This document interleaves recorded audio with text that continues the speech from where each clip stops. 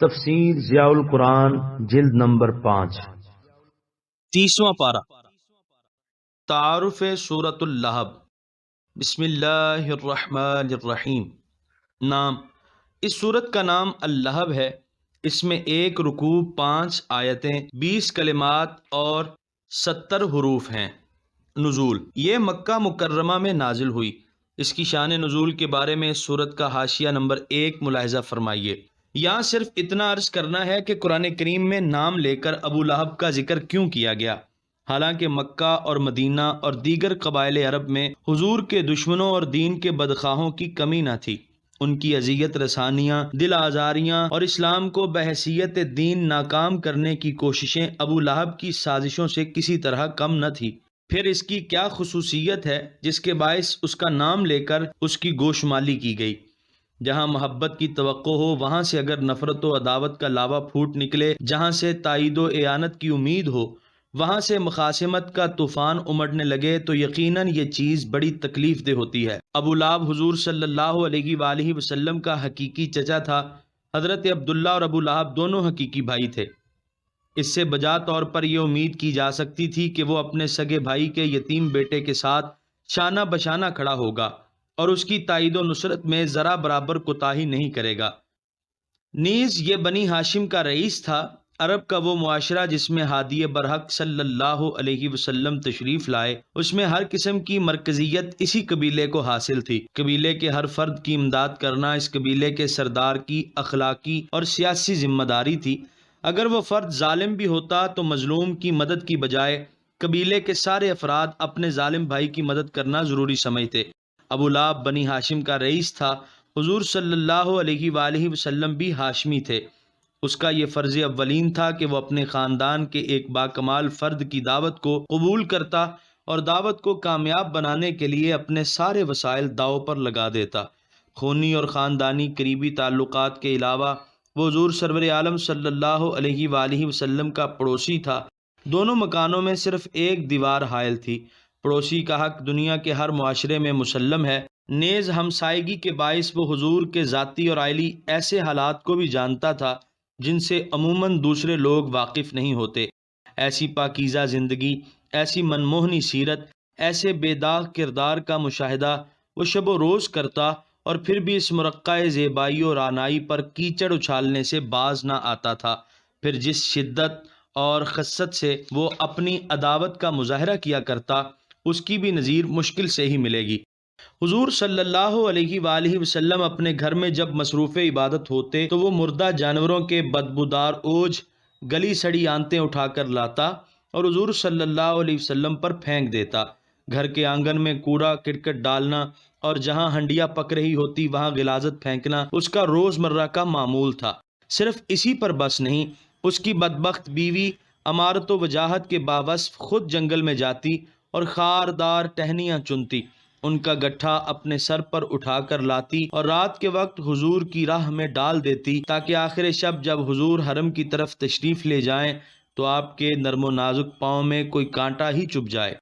اعلان نبوت سے پہلے حضور علیہ السلام کی 2 صاحبزادیاں اس کے 2 بیٹوں عتبہ اور عتیبہ کے ساتھ بیاہی گئی تھیں۔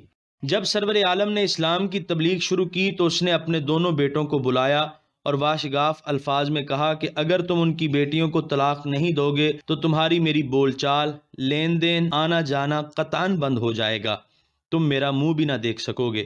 چنانچہ دونوں نے حضور صلی اللہ علیہ وسلم کی صاحبزادیوں کو طلاق دے دی اور عتیبہ نے اپنے خبث باطن کا کچھ زیادہ ہی مظاہرہ کیا۔ کہنے لگا، میں والنجم اذا ہوا کے رب سے کفر کرتا ہوں۔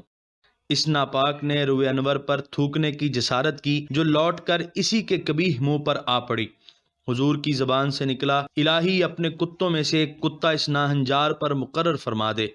چنانچہ ایک سفر میں ایک شیر نے اسے پھاڑ ڈالا، لیکن نہ اس کا ناپاک خون پیا اور نہ اس کے پلید گوشت کو کھایا۔ اس واقعے کی تفصیل آپ سورۃ النجم کے حواشی میں پڑھ چکے ہوں گے۔ ابو لہب کی بدباطنی کا ایک اور واقعہ سنیے۔ نبوت کے 7ویں سال کفار مکہ نے حضور صلی اللہ علیہ وسلم کے ساتھ اور حضور صلی اللہ علیہ وسلم کے سارے خاندان بنی ہاشم اور بنی مطلب کے ساتھ مکمل بائیکاٹ کا اعلان کیا تو بنی ہاشم اور بنی مطلب کے وہ افراد بھی جنہوں نے اسلام قبول نہیں کیا تھا محض قبائلی عصبیت کے باعث شیب ابی طالب میں محصور ہو گئے، لیکن ابو لہب نے ہاشمی ہوتے ہوئے حضور صلی اللہ علیہ وآلہ وسلم کی مخالفت کی اور اس بائیکاٹ میں کفار مکہ کا ساتھ دیا۔ دین اسلام اور رسول اسلام سے اس کا بغض و عناد اتنا شدید تھا کہ وہ ہر وقت حضور صلی اللہ علیہ وسلم کے پیچھے لگا رہتا اور حضور صلی اللہ علیہ وسلم کی تکذیب کرتا۔ حضور صلی اللہ علیہ وآلہ وسلم کا یہ معمول تھا کہ جہاں کہیں تجارتی بازار لگتے یا لوگوں کا اجتماع ہوتا وہاں تشریف لے جاتے اور حاضرین کو توحید کی دعوت دیتے۔ یہ کمبخت ہر ایسے موقع پر پہنچ جاتا اور چلا چلا کر لوگوں کو کہتا کہ اے لوگو، یہ میرا بھتیجا ہے، یہ دیوانہ ہو گیا ہے، اس کے قریب مت جانا، اس کی بات ہرگز نہ سننا ورنہ گمراہ ہو جاؤ گے۔ الغرض اس سے اسلام کی تائید و نصرت کی جتنی توقعات وابستہ کی جا سکتی تھیں وہ ان کے برعکس اتنی شدت سے ہی اسلام کی مخالفت میں سرگرم رہا کرتا۔ عداوت و مخالفت میں اس کا بڑا نمایاں کردار تھا، جو ایک انفرادی حیثیت کا مالک تھا، اس لیے قرآن کریم میں اس کا نام لے کر لعنت کی بوچھاڑ کی گئی۔ ابو لہب اس کی کنیت تھی اور اسی سے وہ زیادہ مشہور تھا۔ عبد العزیٰ اس کا نام تھا۔ یہ ناپاک نام اس قابل نہ تھا کہ اس کو قرآن میں ذکر کیا جاتا، اس لیے اس کے نام کے بجائے اس کی کنیت ابو لہب ذکر کی گئی تاکہ لوگوں کو اس کے دوزخی ہونے کا بھی پتہ چل جائے۔ اس صورت کے مطالعہ سے اس امر کا بآسانی اندازہ لگایا جا سکتا ہے کہ بارگاہ رسالت میں معمولی سی گستاخی سے جبین قدرت پر کس طرح شکن پڑ جاتے ہیں، غضب خداوندی کے شعلے کس طرح بھڑکنے لگتے ہیں۔ اس بد نصیب نے تو ایک انگلی اٹھا کر اشارہ کیا اور نازیبا الفاظ بکے، اس کے جواب میں رحمت عالم نے تو اسی حلم اور عفو و درگزر کا ثبوت دیا جو آپ کی شیان شان تھا، لیکن غیرت خداوندی جوش میں آ گئی اور تبت یدا ابی لہب فرما کر ہر بے ادب اور ہر گستاخ کو صاف صاف بتا دیا کہ اگر تم سے کوئی ایسا لفظ یا فعل صادر ہو جس سے میرے حبیب کی شان میں بے ادبی کا کوئی پہلو نکلے تو یاد رکھو غضب الہی کی بجلی کوندے گی اور تمہیں جلا کر خاکستر کر دے گی۔ عزت بخاری نے کیا خوب کہا ہے، ادب گاہیست زیر آسماں از عرش نازک تر، نفس گم کردہ می آیت جنیدو با یزیدی جا۔ آپ دیکھ رہے ہیں PATF Islamic info YouTube channel. مزید اسلامک ویڈیوز کے لیے ہمارا چینل سبسکرائب کریں۔